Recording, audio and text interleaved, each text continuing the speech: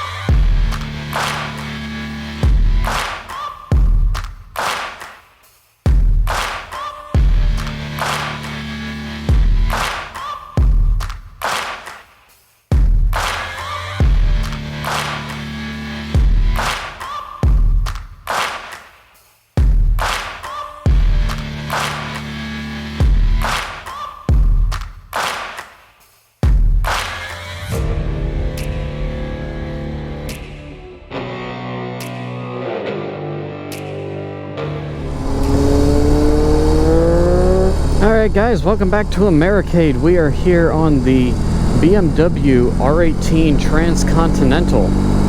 If you guys have been around my channel, I have certain criteria by which I judge bikes, and I'm already starting to judge this bike heavily.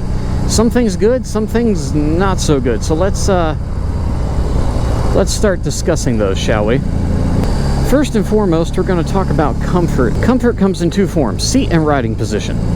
The seat on this is exceedingly comfortable, and so as far as that is concerned, I will give it a 10 out of 10. The riding position is also quite comfortable. I would prefer forward controls, but it's hard to do when you have this giant horizontal engine sitting up here. So the cylinders are sticking straight out to the sides, kind of crazy looking thing.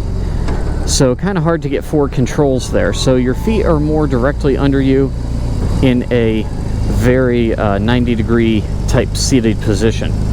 Handlebar position is very comfortable. They come up and back to you just a little bit. Feels very good, very natural for my arms. The issue here, however, with riding position is this. The controls, and I can't possibly show it to you right now, but when we get back to the dealer or the demo tent here, I gotta show this to you guys. The shift pegs are tucked underneath of the bike, so you have to like turn your toes and your ankle in to reach them underneath of like the side of the bike here. It's to the inside of your foot instead of in front or behind. It's very unnatural. It's hard to reach, at least for me, and I do not find that comfortable at all. I don't know if you can get like extended pegs to change that, but it's horrible peg position.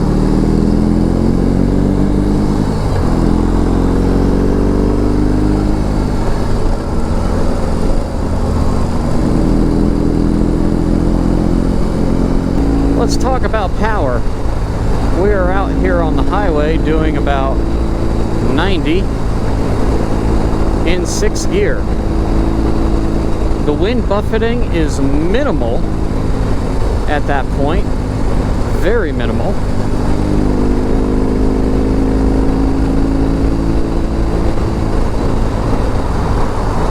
The engine acceleration is very smooth. It feels like it has a lot of power. I think we're dealing with about a 1800 cc on here. That would make sense. It's the R18. As far as horsepower and torque, I will put the exact numbers on the screen for you guys.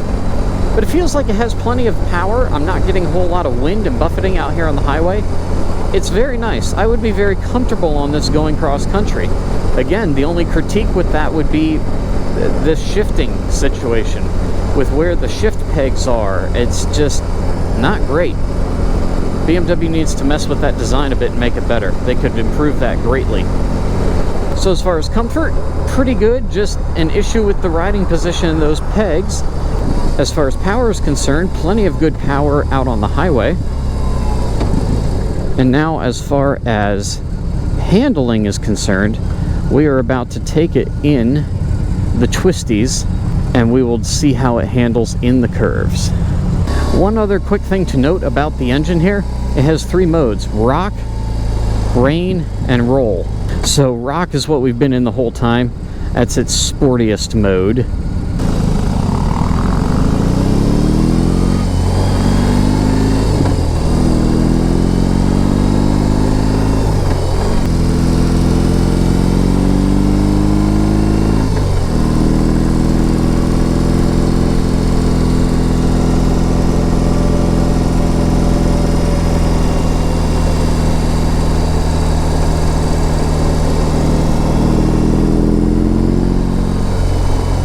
As far as handling is concerned, it leans over pretty well. It feels very nimble, very lightweight.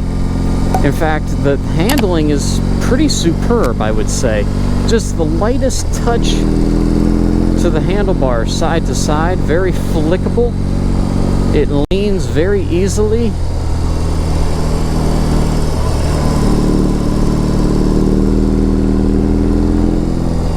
Feels pretty nice going through the turns. Lots of power to pull you through and out. I'll give it about a 9 out of 10 for handling. Handling's pretty nice.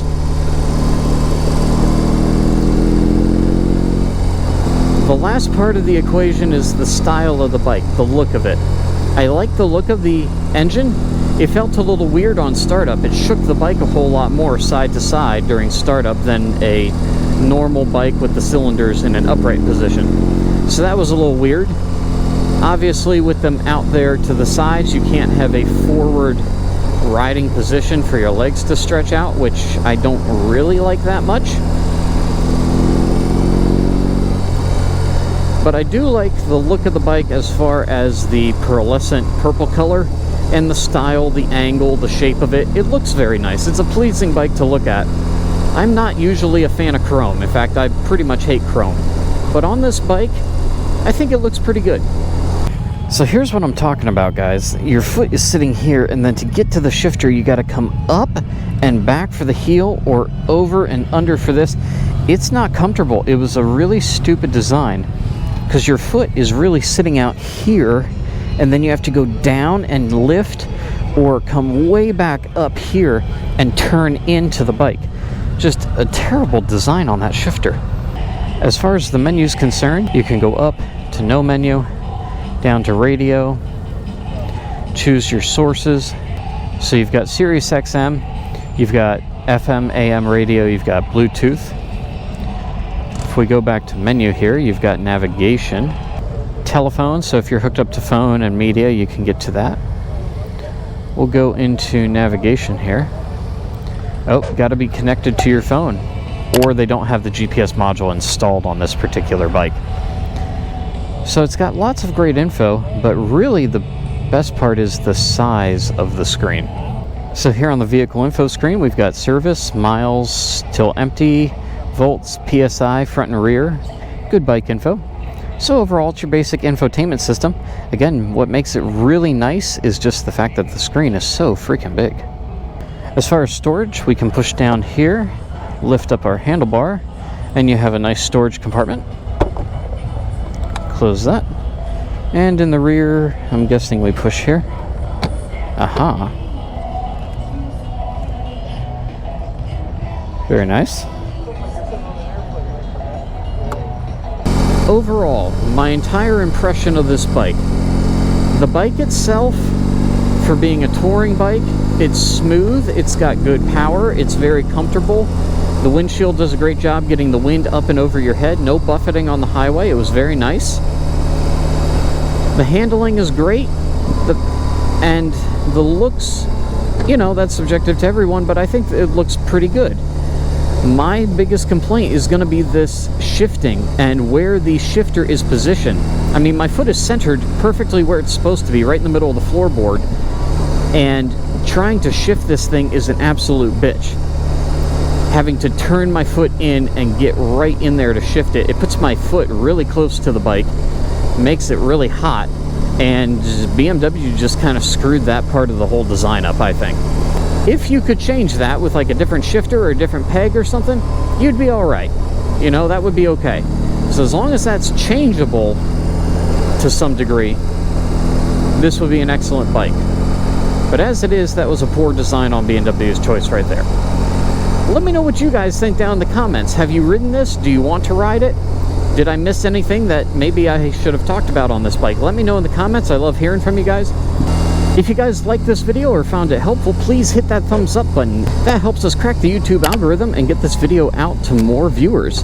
If you're new here and you're not already, please subscribe to the channel. It's the big red button.